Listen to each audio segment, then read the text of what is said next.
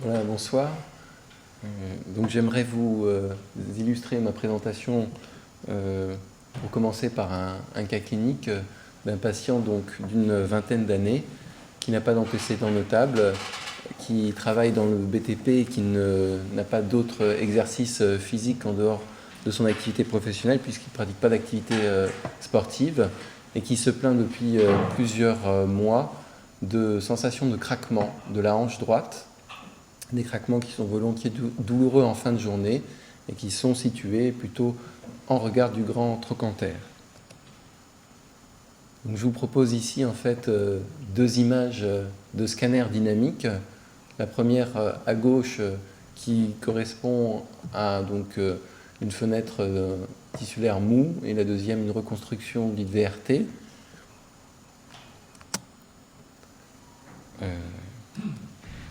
Donc, alors ces images devraient censées vous montrer un mouvement anormal du muscle grand fessier que l'on voit donc le plus en arrière et de la petite bandelette fibreuse au contact du grand trochanter qui est le tractus iliotibial vis-à-vis du grand trochanter. Donc le diagnostic qui pourrait correspondre à la présentation clinique et radiologique est le diagnostic donc de ressaut de hanche. Donc en anglais le snapping hip syndrome. Et moi je vais plus volontiers vous parler en fait du ressaut de hanche externe ou latéral. Alors d'abord qu'est-ce qu'un ressaut? C'est tout simplement un contact direct, brutal, une friction entre une structure tendineuse aponévrotique et un relief osseux. Donc en l'occurrence dans le ressaut externe ou latéral, c'est le ressaut du tractus iliotibial, la bandelette iliotibiale, voire de la partie antérieure du grand fessier sur le massif osseux du gros trochanter. Et il y a donc plusieurs variétés de ressaut de hanche, mais mon propos ne n'intéressera que le ressaut externe ou latéral. On a notamment le ressaut antérieur, qui est le ressaut de la ponévrose postérieure du muscle psoas sur l'éminence iliopectinée.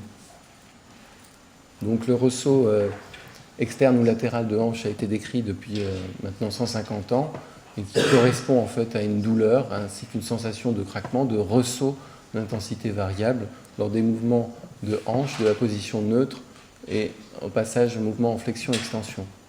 Donc ça correspond quand même à une pathologie qu'on retrouve assez fréquemment à hauteur de 2,5% des hanches examinées, une pathologie qui intéresse les sujets jeunes, volontiers sportifs, notamment les athlètes, les danseurs, et plus fréquemment les femmes avec un sexe ratio de 3:1.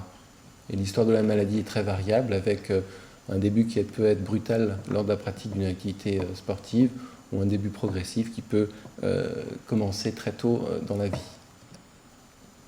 Un petit rappel anatomique, on voit donc au contact du massif osseux du grand trochanter en avant le tenseur du fascia lata, en partie la plus latérale le tractus iliotibial et en arrière les portions les plus antérieures du grand fessier. Donc vous avez donc également une illustration de l'insertion du tractus iliotibial et du tenseur du fascia lata sur la crête iliaque. Donc pour expliquer un peu le mécanisme, la physiopathologie du ressaut latéral ou externe de hanche, en fait on peut partir d'une position neutre, que j'ai appelée extension, mais qui est en fait une position neutre de la hanche, où on a les structures donc concernées, la bandelette iliotibiale, le tenseur du fascia lata, la portion la plus antérieure du grand fessier qui sont situés en fait donc en arrière du grand trochanter, et lors du mouvement de flexion, donc lorsqu'il y a ressaut de hanche, en fait, ça traduit une friction de toutes ces structures avec le massif osseux du grand trochanter.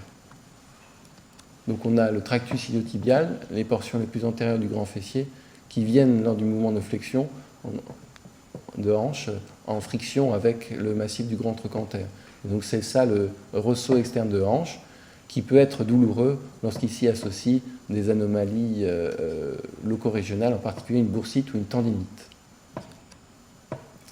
Le traitement est plus souvent médical, un traitement conservateur avec un traitement manuel, physique, qui vise simplement à détendre au mieux la bandelette iliotibiale, avec notamment des massages profonds. Mais parfois, il est chirurgical, avec différentes techniques qui vous sont illustrées, où l'objectif, c'est donc la détente de la bandelette iliotibiale, avec des incisions qui peuvent être elliptiques, des incisions en croix, ou même des techniques un petit peu plus complexes, comme la technique de Dietrich, avec une plastie en Z, une transposition. Alors, pour illustrer en fait le ressaut de hanche, je vais vous proposer 3 exemples. Une jeune femme de 25 ans qui a un diagnostic connu de ressaut externe de hanche et qui a bénéficié de 2 interventions chirurgicales et qui représente malgré cela donc des douleurs à nouveau assez typiques, donc qui nous font suspecter une suspicion donc, de récidive de ressaut, éventuellement associée à une boursite. Donc, voilà le bilan radiographique standard du bassin avec des clichés centrés sur la hanche qui ne montrent pas de choses particulières. Les coupes ici axiales, frontales en IRM ne montrent pas non plus de signes notamment inflammatoires en regard de la hanche gauche, pas de signe de boursite non plus, pas d'infiltration inflammatoire locale. Par contre, si on s'arrête sur des coupes scanographiques, en fait, on voit en arrière du grand trochanter une zone hypodense qui correspond à une faiblesse du muscle grand fessier et qui en fait s'associe à un épaississement sur la partie la plus latérale du grand trochanter, un épaississement donc du tractus iliotibial. Ce sont des signes indirects d'un ressaut de hanche, en fait, qui semble toujours actif devant ces images. Diagnostic qui semble plus volontiers certain chez cette patiente de récidive de ressaut, puisque les images sont retrouvées en regard de la hanche douloureuse et pas en regard de la hanche contralatérale, puisqu'on voit bien donc, sur votre droite la hanche gauche avec le tractus iliotibial épaissi par rapport à la hanche contralatérale qui vient s'invaginer en arrière de la face postérieure du grand trochanter. On voit aussi une zone de faiblesse, de faiblesse donc, musculaire du corps charnu, notamment la partie antérieure du grand fessier.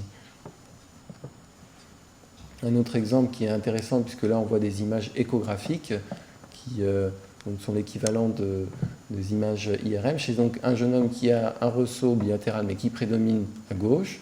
Donc on trouve les signes IRM avec l'épaississement du tractus iliotibial qui vous est montré par les flèches et la corrélation avec les images échographiques qui est intéressante notamment dans ce cas-là puisque le ressaut se voit lors des mouvements dynamiques.